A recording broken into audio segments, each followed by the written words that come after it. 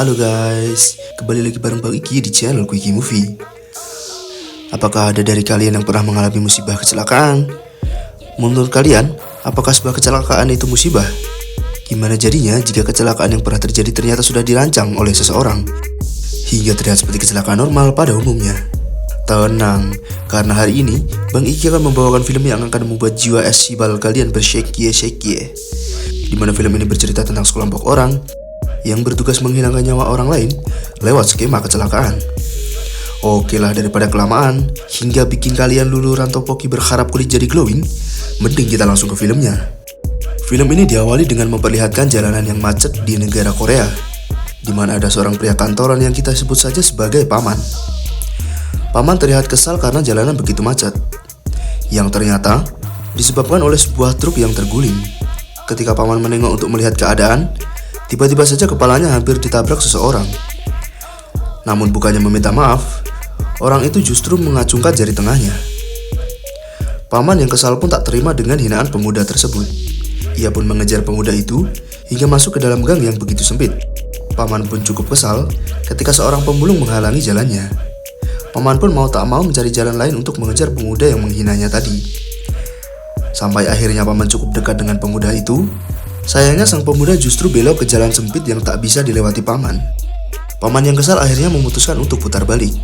Akan tetapi, mobilnya malah terjebak dan selip di pasir proyek. Paman kemudian membunyikan klakson, berharap mandor proyek keluar untuk membantunya. Namun angin yang kencang justru membuat kaleng cat terjatuh dan menimpa mobil Paman. Sesaat kemudian, mandor bangunan keluar dan menatap Paman dengan santainya. Paman kemudian meminta mandor untuk bertanggung jawab atas musibah yang menimpa mobilnya. Mandor itu tak menggubris permintaan Paman dan berkata tak seharusnya mobil Paman masuk ke wilayah proyek. Paman pun bertambah kesal karena kesialan yang dialaminya hari ini. Akan tetapi tak sampai di situ saja. Ketika tembok yang berada di sebelah Paman tiba-tiba saja roboh dan menimpa Paman yang sedang berada di sana. Hal itu pun membuat Paman tertimpa dan tewas di tempat.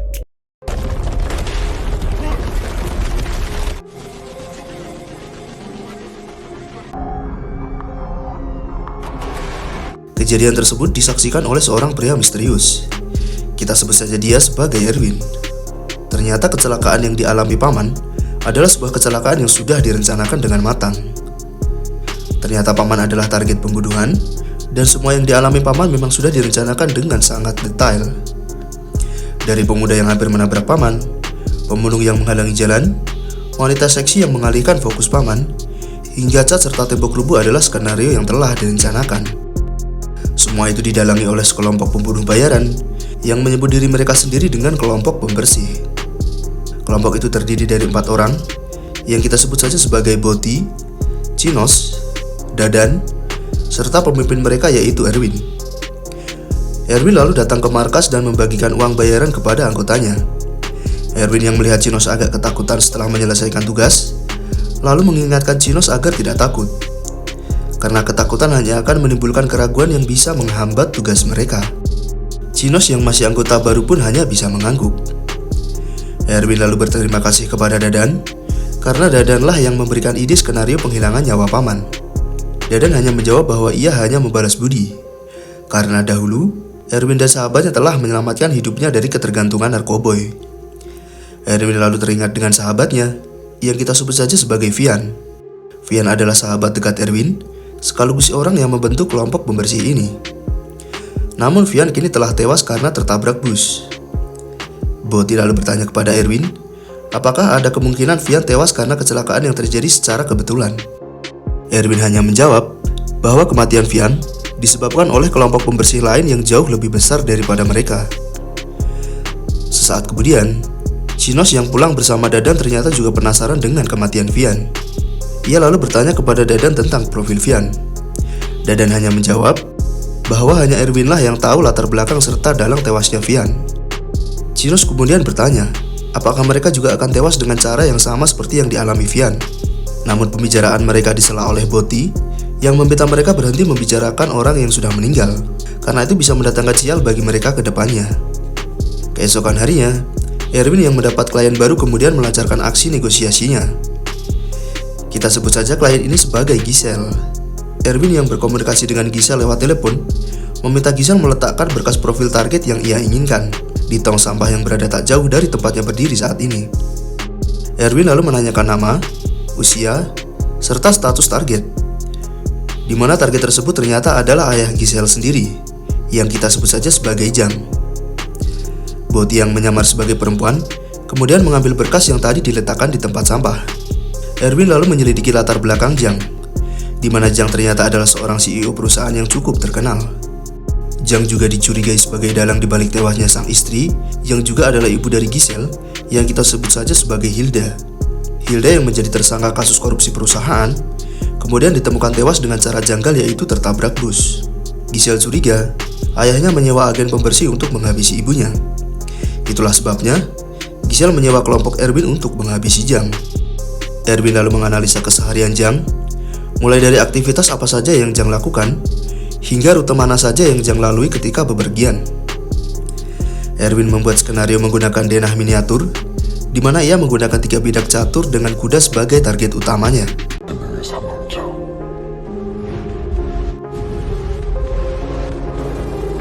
Pagi harinya saat di markas, Chinos membawakan sarapan untuk semua orang. Namun ketika ia menawari Erwin dengan wajah yang dingin menolaknya. Mereka lalu membahas skenario kecelakaan apa yang bisa mereka lakukan. Erwin yang melihat Dadan hanya diam lalu menegurnya. Erwin berkata bahwa ia membutuhkan ide dan pengalaman Dadan untuk operasi semacam ini. Dadan lalu meminta yang lain untuk mengikuti Jang pada saat Jang berangkat ke kantornya. Dadan lalu berpendapat untuk menghabisi Jang dengan skenario kecelakaan lalu lintas, di mana mereka akan menjatuhkan benda yang keras agar mengenai mobil Jang. Namun karena banyaknya mobil wartawan yang mengikuti Jang, membuat mereka mengurungkan ide tersebut. Mereka lalu mengikuti Jang lagi sampai ke kantornya. Boti lalu berpendapat agar mereka membuat Jang seolah-olah terjatuh dari gedung, dengan konspirasi bahwa Jang sangat depresi dengan tekanan publik, lalu memilih bundir dengan melompat dari gedung. Namun Erwin tak setuju dengan hal itu, karena menurutnya, membuat Jang terjatuh dari gedung berarti mereka akan terlibat langsung. Yang mana hal itu tak sesuai dengan SOP mereka, yang harus menjaga kerahasiaan identitas mereka dengan tidak terlibat langsung. Erwin lalu mengamati Jang dari kejauhan. Dari situ Erwin mengetahui siapa saja tamu yang ditemui Jang, mulai dari rekan bisnisnya hingga pihak asuransi yang mengurusi warisan keuangan Jang. Dan Erwin yang sadar Jang selalu dikerumuni wartawan saat berangkat maupun pulang kantor, lalu mendapat ide yang brilian. Erwin memutuskan untuk menghabisi Jang di saat ia sedang dikerumuni para wartawan, di mana ia berencana membuat Giselle yang mendorong Jang yang berada di kursi roda agar terkena flash dari kamera sehingga pegangan Giselle pada kursi roda bisa lepas dan Jang bisa tewas setelah tergelincir di turunan tangga. Dadan lalu menambahkan agar mereka membuat Jang mati tersetrum, karena jika hanya terjatuh saja tak akan membuat Jang tewas. Erwin menyetujui ide tersebut, akan tetapi Erwin hanya akan melakukan eksekusi jika hujan turun, karena itu dirasa lebih masuk akal membuat orang tersetrum hingga meninggal. Pada hari H eksekusi, mereka pun melancarkan aksi penghilangan nyawa Jang. Mereka lalu menunggu hujan datang, baru eksekusi akan dilakukan. Dan ajaibnya, hujan yang mereka harapkan pun turun. Erwin lalu memerintahkan timnya untuk memulai eksekusi. Chinos lalu mendekat kepada Jang dan Giselle, dan dengan kamera khusus ia lantas membuat mata Giselle menjadi silau, hingga membuat Giselle melepas pegangannya kepada Jang. Jang lalu meluncur turun hingga ke jalan yang tergenang air, yang ternyata di genangan itu ada sebuah kabel khusus yang diletakkan oleh Erwin. Saat Erwin meminta Dadan menyalakan tegangan listrik tinggi untuk mengeksekusi Jang, anehnya Dadan tiba-tiba menghilang. Erwin yang panik kemudian menyuruh Boti untuk mengambil alih tugas Dadan. Dan meski sempat ada halangan, akhirnya operasi mereka tetap berjalan lancar. Dan Jang pun akhirnya berhasil dieksekusi.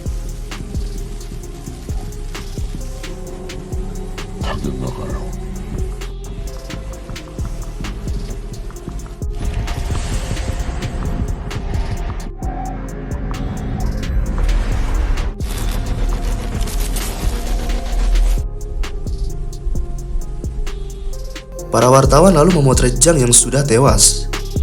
Kematian Jang juga membuat para konten kreator konspirasi menjadi heboh, hingga menimbulkan banyak sekali teori konspirasi tentang kematian Jang.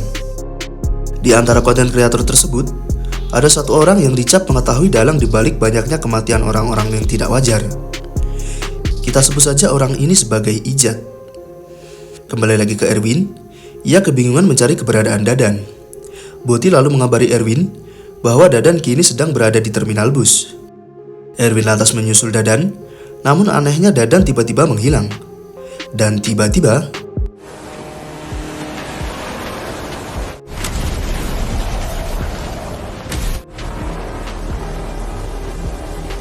Erwin hampir saja tertabrak bus. Namun dirinya berhasil selamat setelah menghindari bus yang ingin menabraknya. Namun sayangnya, bus itu justru menabrak Chinos yang sedang berusaha pergi.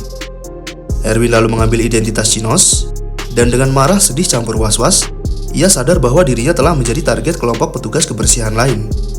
Erwin seketika menjadi waspada kepada semua orang.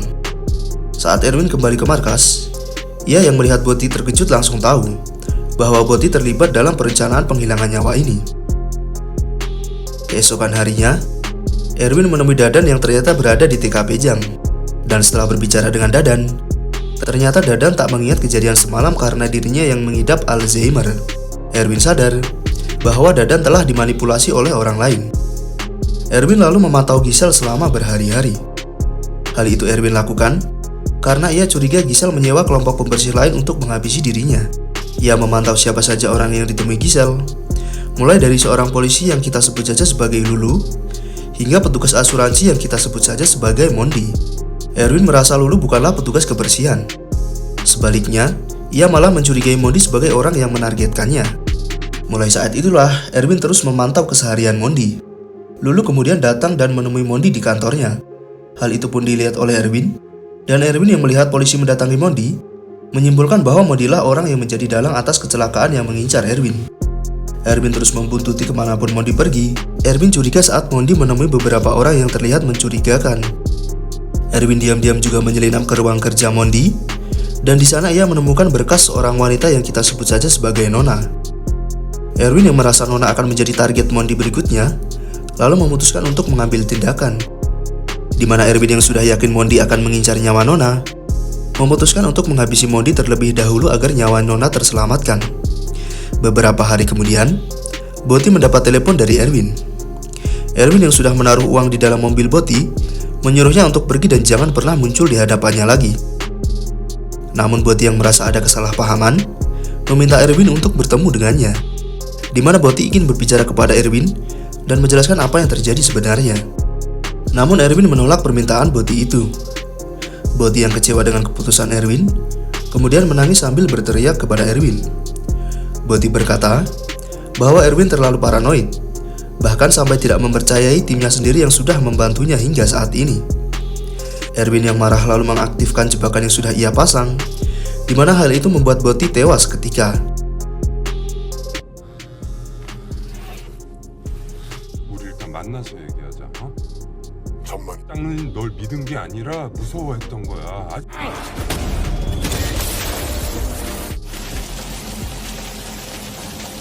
Erwin lalu keluar dari parkiran, dan tiba-tiba secara mengejutkan Gisel jatuh dari ketinggian. Erwin yang melihat itu pun seketika menjadi panik, dan ia yang melihat Mondi berada di dalam gedung, kemudian merasa yakin bahwa Mondi lah yang membuat Gisel mendiskon nyawanya. Di saat itu juga, Erwin mendapat telepon dari Dadan yang meminta tolong kepadanya. Namun saat sampai ke rumah Dadan, sayangnya Erwin terlambat karena Dadan sudah ditemukan tewas. Erwin tahu dirinya lah yang akan menjadi target berikutnya. Ia kemudian memutuskan untuk pulang, namun saat sampai di depan rumahnya, ada sekelompok polisi yang sedang menginvestigasi tetangga Erwin yang kemalingan. Salah satu polisi yang kita sebut saja sebagai Otong juga menginterogasi Erwin serta meminta data diri Erwin. Dan setelah menerima data diri Erwin, Otong lalu meminta rekannya untuk menganalisa identitas Erwin lewat AirPace. Dan setelah memastikan Erwin aman, Otong lalu meminta maaf dan berpamitan untuk pergi. Erwin yang mendengarnya merasa lega. Namun saat ia masuk ke rumah, ia sadar bidak catur yang berbentuk kuda telah menghilang dari miniaturnya. Hal itu berarti sudah ada orang yang membobol rumahnya. Erwin pun menjadi sangat marah, karena dirinya kini seperti sedang dipermainkan. Erwin lalu memutuskan untuk segera menghabisi Mondi yang telah mempermainkannya. Erwin yang tahu Mondi akan menemui Nona, lalu mempersiapkan sebuah skenario, di mana ketika Mondi akan menyeberangi jalan, Erwin sudah menyeting sebuah kaca yang bisa memantulkan cahaya.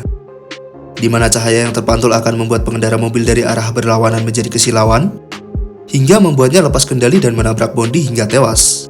Saat Erwin sudah menjalankan aksinya, di saat yang bersamaan Ijat berhasil meretas layar TV besar di gedung tersebut, di mana Ijat menampilkan dalang di balik kematian-kematian tak wajar, dan orang itu adalah Erwin. Erwin yang melihat Mondi menyelamatkan Nona saat akan ditabrak Ijat yang sedang lari, seketika menjadi sadar bahwa Mondi bukanlah seorang petugas kebersihan yang mengincar nyawanya.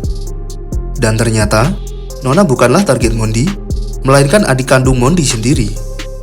Erwin yang sudah terlanjur menjalankan skenario untuk menghabisi Mondi, berusaha lari sekuat tenaga untuk mencegah Mondi tertabrak mobil. Akan tetapi semua itu sia-sia saja, karena Mondi sudah terlanjur tertabrak mobil hingga membuatnya tewas seketika.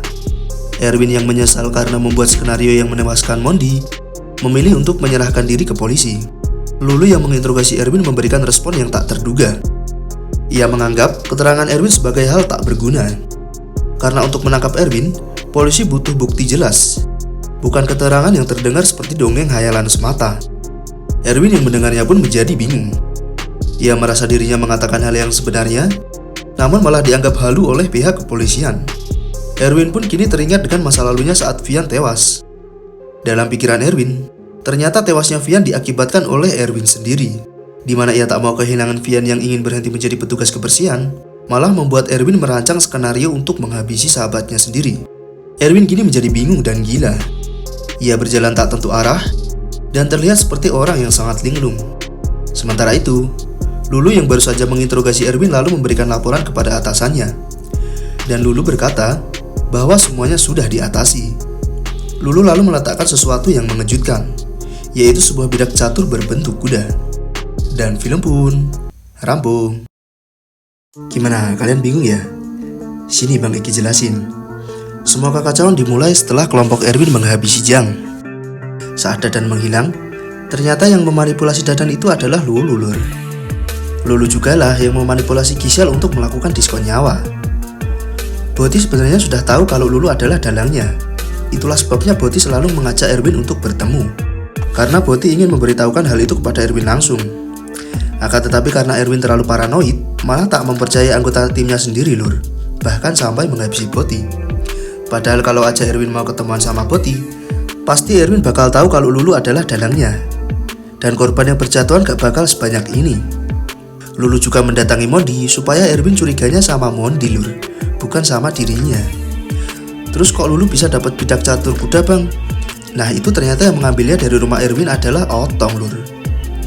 Makanya Otong memastikan dulu yang dibobol rumah Erwin atau bukan pas dia minta KTP-nya Erwin. Dan yang bicara sama Otong lewat earpiece itu ternyata adalah Lulu, Lur. Terus kok Erwin gampang banget dimanipulasi, Bang? Padahal kan dia cerdas.